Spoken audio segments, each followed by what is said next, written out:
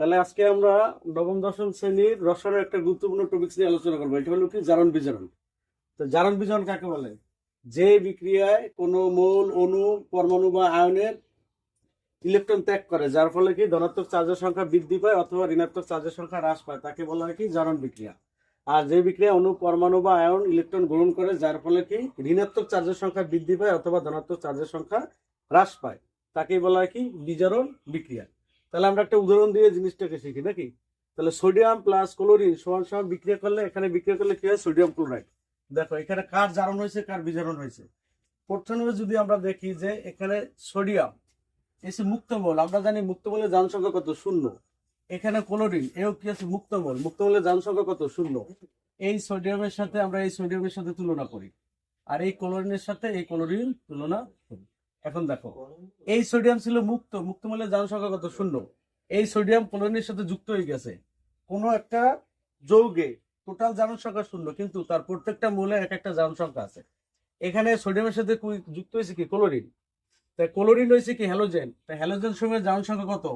-1 বা 1 তাই একটা ক্লোরিন কত? 1 যেহেতু টোটাল যৌগটার জারণ সংখ্যা শূন্য, তাহলে এটা 1 হলে এটা কত? 1+। ঠিক আছে।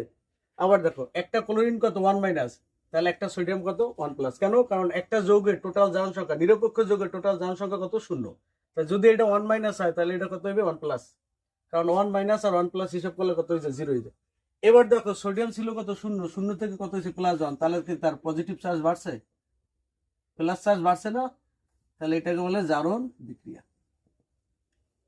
আবার দেখো এই যে ক্লোরিন, ক্লোরিন ছিল কত? শূন্য। সেই ক্লোরিন শূন্য থেকে কত হয়েছে? 1 তার মানে কি? শূন্য থেকে আবার 1 আরো ঋণ বাড়ছে। সেই ইলেকট্রন গ্রহণ করার ফলে তার ঋণ কি? বাড়ছে। তাহলে এটা হচ্ছে বিজারণ বিজারণ। আমরা কি শিখছি? যার জারণ ঘটে তাকে বলা হয় কি? বিজারক পদার্থ। এটা কি? বিজারক পদার্থ। আর যার বিজারণ ঘটে তাকে কি বলা হয়? জারক পদার্থ। ওকে।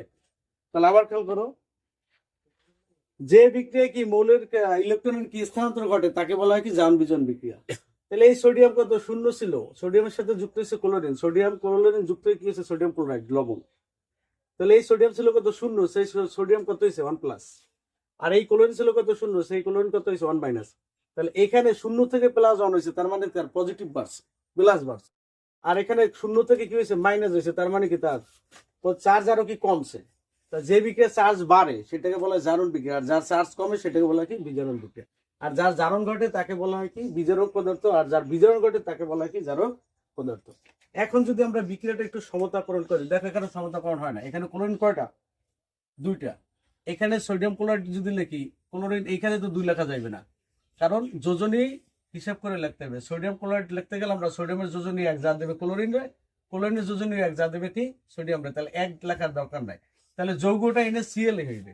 তাহলে সমতাকরণ করতে গেলে যেহেতু এখানে ক্লোরিন 2টা আছে, এই সামনে একটা 2 দিয়ে দিলাম। আর এখন এখানে 2 দিলে সোডিয়াম আবার 2টা হয়ে যায়, তাহলে এখানে একটা 2 দিতে হবে।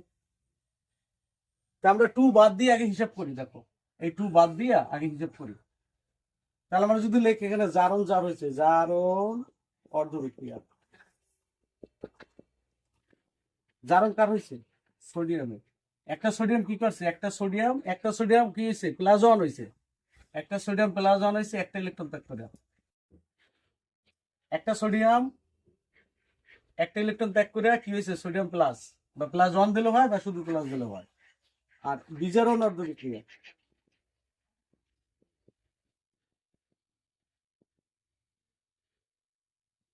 এখানে ক্লোরিন কয়টা? 2টা ক্লোরিন। একটা ক্লোরিন একটা ইলেকট্রন গ্রহণ করতে পারে, তাহলে ক্লোরাইড -1 হয়ে। একটা ক্লোরিন একটা ইলেকট্রন গ্রহণ করতে পারে, কারণ কি ক্লোরিন শূন্য থেকে কত হয়েছে? -1। তার মানে একটা ক্লোরিন একটা ইলেকট্রন গ্রহণ করে। তাহলে এখানে যেহেতু 2টা ক্লোরিন, তাহলে এখানে একটা 2 দিতে হবে। 2টা ক্লোরিন 2টা ইলেকট্রন গ্রহণ করবে, যার কারণে এইবার আমরা যদি এখানে 2 দিই, একটা সোডিয়াম একটা ইলেকট্রন ত্যাগ করে। একটা সোডিয়াম কয়টা ত্যাগ করে? একটা। তাহলে 2টা সোডিয়াম কয়টা ত্যাগ করবে? 2টা ইলেকট্রন ত্যাগ করবে। এখানে 2 দিয়ে দিলাম। ঠিক আছে। তাহলে একটা ক্লোরিন একটা ইলেকট্রন গ্রহণ করে, তাহলে ক্লোরিন এবার কয়টা আছে? 2টা। 2টা ক্লোরিন 2টা ইলেকট্রন গ্রহণ করবে, তাহলে 2টা ক্লোরাইড -1 হয়ে যাবে। এবার যদি আমরা এটা যোগ করি, এই 2 ইলেকট্রন আর এই 2 ইলেকট্রন বাদ যায়, তাহলে এখানে থাকে কত? 2 সোডিয়াম 0 প্লাস কত? ক্লোরাইড বিক্রিয়া করলে হবে 2Na প্লাস প্লাস হয়েছে জিয়াস সিএল মাইনাস আয়ন সমান সংখ্যা 2Na। এবার দেখো দ্বিতীয়টা দেখো, জিঙ্ক প্লাস সালফারিক অ্যাসিড বিক্রিয়া করলে কি হয়, জিঙ্ক সালফেট প্লাস কি হাইড্রোজেন। এটা একটা জারণ বিজারণ বিক্রিয়া। দেখবা কি এখানে ইলেকট্রনের স্থানান্তর হয়েছে। কিভাবে হয়েছে খেয়াল করি আমরা, এই জিঙ্কের সাথে এই জিঙ্কের তুলনা করি, ঠিক আছে, আর এই হাইড্রোজেনের সাথে এই হাইড্রোজেনের তুলনা করি। এই সালফেট একটু গোলা দিয়ে দেয়, তাহলে এই সালফেটকে একটা যৌগমূলক, যৌগমূলকের জারণ সংখ্যা, যৌগমূলকের জারণ সংখ্যা তার চার্জের সংখ্যার সমান। সালফেটের চার্জ হচ্ছে 2 তাহলে তার জারণ সংখ্যা কত 2 এই সালফেটের 2 তাহলে দেখো সালফেট কিন্তু অপরিবর্তিত, তার চার্জের কোনো পরিবর্তন হয় নাই। তাহলে এটা হচ্ছে দর্শক আয়ন, এটা কি দর্শক আয়ন, তাহলে এটাও দর্শক আয়ন। তাহলে জারণ বিজারণ কারা হচ্ছে সেটা দেখি। এই জিঙ্ক কি মুক্ত, জিঙ্ক কি মুক্ত, তাহলে মুক্ত মূল্য জারণ সংখ্যা কত 0। এই জিঙ্ক হয়ে গেছে কি যুক্ত কার সাথে, সালফেটের সাথে। তাই যদি একটা সালফেট 2 হয় তাহলে একটা জিঙ্ক কত হবে 2+। কেন, কারণ টোটাল যৌগের জারণ সংখ্যা কত হবে, টোটাল যৌগের জারণ সংখ্যা কত হবে 0। তা এটা যদি 2- হয় তাহলে এটা কত হবে 2+। তাহলে 0 কিভাবে হয়েছে, তাহলে একটা জিঙ্ক 0 থেকে কত হয়েছে জিঙ্ক 2+, তাহলে তার পজিটিভ চার্জ বাড়ছে না, প্লাস চার্জ কত বাড়ছে 2 বাড়ছে, তার মানে সে 2টি ইলেকট্রন ত্যাগ করছে। এটা হচ্ছে জারণ অর্ধবিক্রিয়া।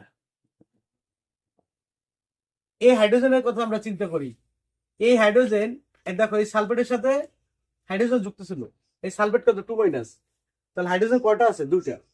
একটা সালফেট 2-, তাহলে 2টা হাইড্রোজেন 2+, কয়টা 2টা হাইড্রোজেন 2+। আমার হিসেব করতে হবে একটা হাইড্রোজেন, একটা হাইড্রোজেন কত 1+। ক্লিয়ার নাকি সমস্যা আছে কোন, একটা সালফেট কত 2-, তাহলে একটা সালফেটের সাথে হাইড্রোজেন কয়টা যুক্ত 2টা, 2টা হাইড্রোজেন কত 2টা হাইড্রোজেন 2+, কিন্তু শুধু একটা হাইড্রোজেন কত তাহলে 1+।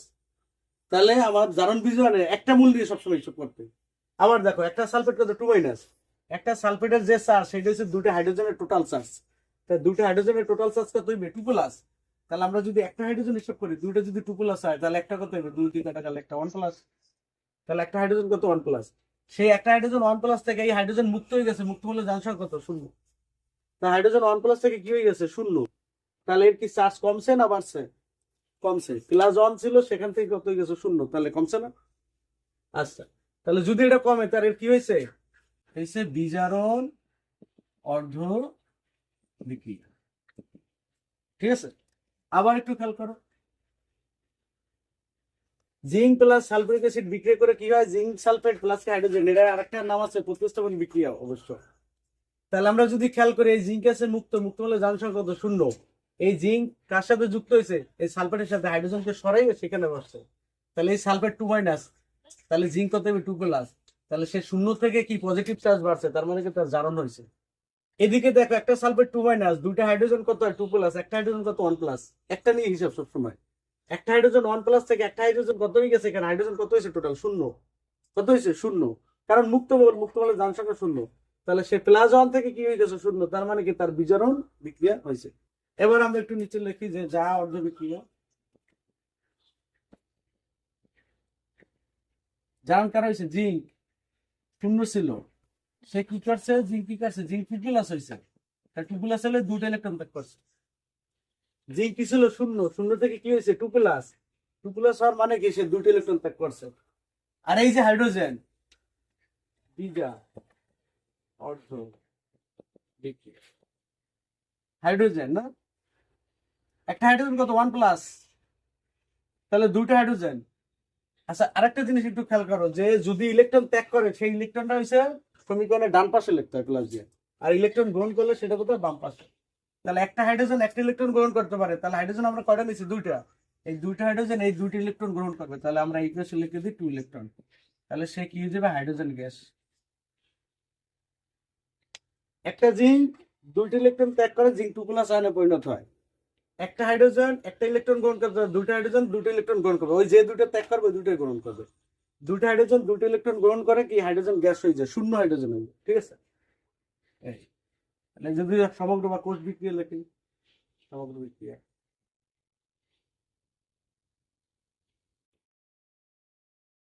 এখানে এসে জিঙ্ক কত 2, জিঙ্ক প্লাস হয়েছে কত 2 H+1+, 2H+ লিখে হয়েছে।